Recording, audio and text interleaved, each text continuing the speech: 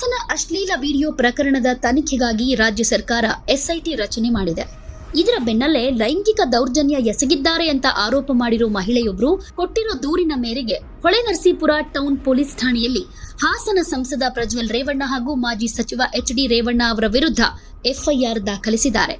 ಲೈಂಗಿಕ ದೌರ್ಜನ್ಯ ಮಾಡಿದ್ದಾರೆ ಅಂತ ಆರೋಪಿಸಿ ತಂದೆ ಮಗ ಇಬ್ಬರ ಮೇಲೂ ಮನೆ ಕೆಲಸದಾಕೆ ದೂರನ್ನ ಕೊಟ್ಟಿದ್ದಾರೆ. ಅವರು ಕೊಟ್ಟಿರೋ ದೂರಲ್ಲಿ ಏನಿದೆ ಗೊತ್ತಾ? 47 ವರ್ಷದ ಮಹಿಳೆ ಕೊಟ್ಟಂತ ದೂರಿನ ಅನ್ವಯ ಹೊಳೆನರಸೀಪುರ ಟೌನ್ ಠಾಣೆಯಲ್ಲಿ ಎಫ್ಐಆರ್ ದಾಖಲಾಗಿದೆ. ದೂರುದಾರಿಗೆ ಭವಾನಿ ರೇವಣ್ಣ ಸೋದರತ್ತೆ ಮಗಳು. ಎಚ್.ಡಿ. ರೇವಣ್ಣ ಶಾಸಕರಾಗಿದ್ದಾಗ ನಾಗಲಾಪುರ ಹಾಲಿನ ಡೇರಿಯಲ್ಲಿ ಕೆಲಸ ಕೊಡಿಸಿದ್ರು. ನಂತರ ಬಿಸಿಎಂ ಹಾಸ್ಟೆಲ್ನಲ್ಲಿ ಅಡುಗೆ ಕೆಲಸ ಕೊಡಿಸಿದ್ರು. 2015ರಲ್ಲಿ ರೇವಣ್ಣ ಅವರ ಮನೆಯಲ್ಲೇ ಕೆಲಸಕ್ಕೆ ಸೇರ್ಕೊಂಡಿದ್ರು. ಒಟ್ಟು 6 ಹೆಣ್ಣು ಮಕ್ಕಳು ಮನೆಯಲ್ಲಿ ಕೆಲಸ ಮಾಡ್ತಾ ಇದ್ರು.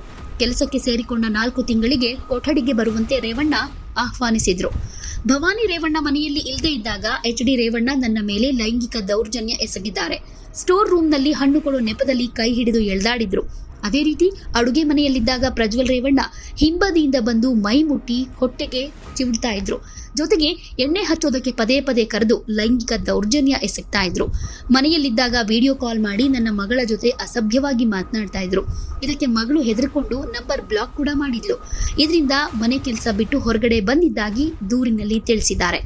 ಈಗ ಕೆಲವು ವಿಡಿಯೋಗಳು ವೈರಲ್ ಆಗ್ತಾ ಇದ್ದು ನನ್ನ ಗಂಡ ಶೀಲ ಶಂಕಿಸ್ತಾ ಇದ್ದಾನೆ. ಇದರಿಂದ ಮನನೊಂದು ದೂರು ಕೊಡ್ತಾ ಇರೋದಾಗಿ 47 ವರ್ಷದ ಮಹಿಳೆ ಈ ದೂರಿನಲ್ಲಿ ಉಲ್ಲೇಖ ಮಾಡಿದ್ದಾರೆ. ಸದ್ಯ ಮಹಿಳೆ ದೂರಿನ ಅನ್ವಯ ಪ್ರಜ್ವಲ್ ರೇವಣ್ಣ ಹಾಗೂ ಎಚ್.ಡಿ. ರೇವಣ್ಣ ಇಬ್ಬರ ಮೇಲೂ ಎಫ್ಐಆರ್ ದಾಖಲಾಗಿದೆ. ಹಾಸನ ಅಶ್ಲೀಲ ವಿಡಿಯೋ ಪ್ರಕರಣದಲ್ಲಿ ಕೊನೆಗೂ ಮಹಿಳಾ ಆಯೋಗಕ್ಕೆ ಸಂತ್ರಸ್ತೆಯಿಂದ ದೂರು ಬಂದಿದೆ ಅಂತ ರಾಜ್ಯ ಮಹಿಳಾ ಆಯೋಗದ ಅಧ್ಯಕ್ಷೆ ನಾಗಲಕ್ಷ್ಮಿ ಚೌಧರಿ ತಿಳಿಸಿದ್ದಾರೆ.